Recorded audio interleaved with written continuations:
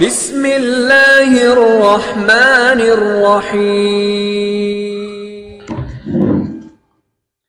الحمدللہ والصلاة والسلام علی محمد وآلہ واصحابہ وبارک وسلم، اما بعد۔ میرے عزیز بچوں اور ذمہ داران، آج انتہائی خوشی ہو رہی ہے کہ ایک تربیتی کیمپ کا آغاز ہوا ہے۔ ہمارے اور آپ کے جاننے کے لیے، اور بلکہ تمام قوم مسلم کو جاننے کے لیے، تین چیزیں سب سے اہم ہیں۔ سب سے پہلی بات تو یہ ہے کہ ہم یہ جانیں کہ ہماری زندگی کا مقصد کیا ہے۔ اللہ رب العزت نے قرآن پاک میں فرمایا ہے، وَمَا خَلَقْتُ الْجِنَّ وَالْإِنسَ إِلَّا لِيَعْبُدُونَ، ہم نے جناتوں کو اور انسانوں کو صرف اپنی عبادت کے لیے پیدا کیا ہے۔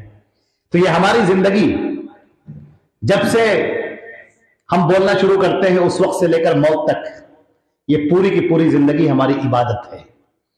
تو سب سے پہلی بات ابھی جو قرآن پاک کے اندر آیت پڑھی گئی، وَمَنْ أَحْسَنُ قَوْلًا مِّمَّنْ دَعَا إِلَى اللَّهِ، کہ سب سے اس شخص سے بہتر بات کس کی ہو سکتی ہے جو لوگوں کو اللہ کی طرف دعوت دینے والا ہو۔ ہمارا جو مسلم سماج ہے، مسلمان کا معاشرہ، یہ جو مسلمانوں کا معاشرہ ہے اپنے آپ میں بڑی خصوصیت لیے ہوئے ہے۔ اس میں سب سے اہم بات یہ ہے کہ ہمارا ہر فرد، ہر بچہ، اس کے ذہن کے اندر یہ ہوتا ہے کہ ہم مرنے کے بعد اللہ رب العزت کے سامنے حاضر ہوں گے اور اللہ رب العزت کے سامنے اپنی اس پوری زندگی کا حساب دینا ہے۔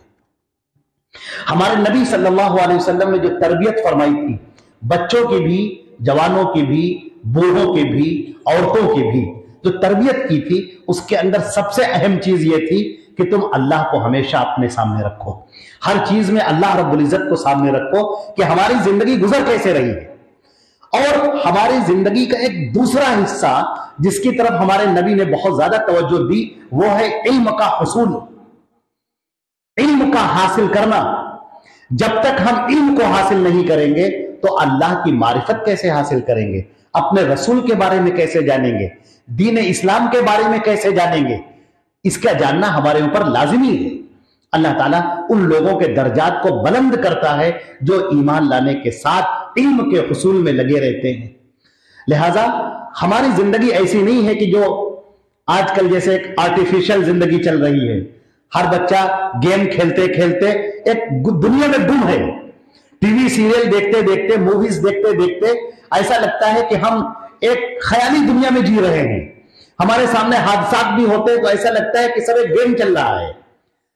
ہمارے سامنے جو لوگ گزرتے ہیں، آتے ہیں، جاتے ہیں، ہم کو لگتا ہے بس ہم ایک گیم کے اندر ہیں، اپنے آپ کو ایک کریکٹر مانتے ہیں اس گیم کے۔ میرے عزیزوں، ہم گیم کے اندر نہیں ہیں، ہم اس دنیا کے اندر ہیں، ہم جیتی جاگتی دنیا کے اندر ہیں۔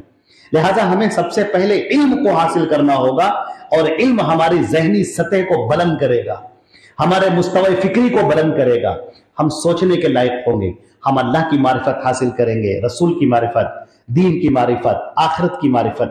اور تیسری زندگی کا جو پہلو ہے جو ہمارے نبی صلی اللہ علیہ وسلم نے سکھایا ہے، المؤمن القوی خیر واحب الی اللہ من المؤمن الضعیف۔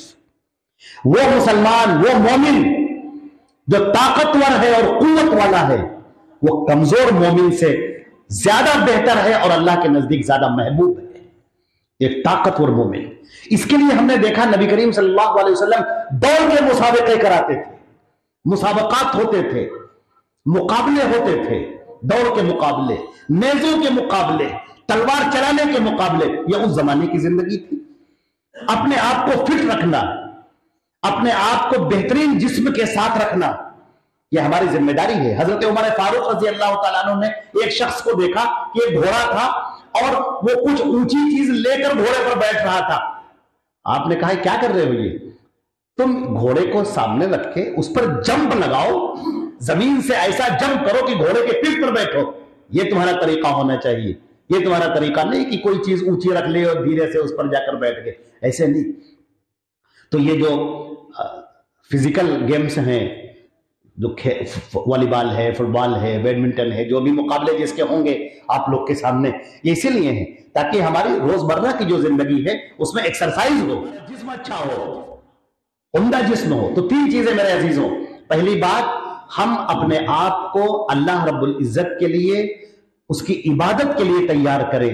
नमाज है, रोजा है, अच्छे अखलाक है, बर्ताव है ये, और उसके बाद इल्म को हासिल करें, अपनी जिंदगी को बेहतर बनाएं, शानदार बनाएं, और अखलाक हासिल करें, शानदार अखलाक, लोगों के सामने हुस्न अखलाक का और अच्छी जिंदगी और अच्छे किरदार का नमूना पेश करें।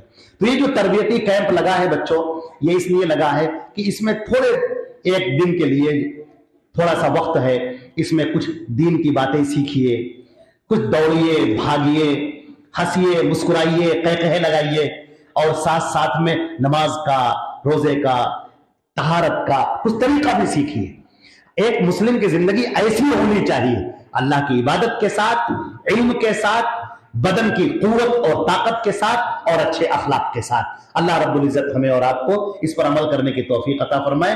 तमाम हमारे जो जिम्मेदारान जिन्होंने इसमें हिस्सा लिया, और आप तमाम हजरात जो यहाँ पर तशरीफ लाए और इस प्रोग्राम को कामयाब बनाने में आपकी जो शिरकत है, अल्लाह रब्बुल इज्जत उसको बेहतरीन बदला अता फरमाए और जज़ाए खैर अता फरमाए, इस दुनिया में भी और मरने के बाद भी। वस्सलामु अलैकुम रहमतुल्लाह।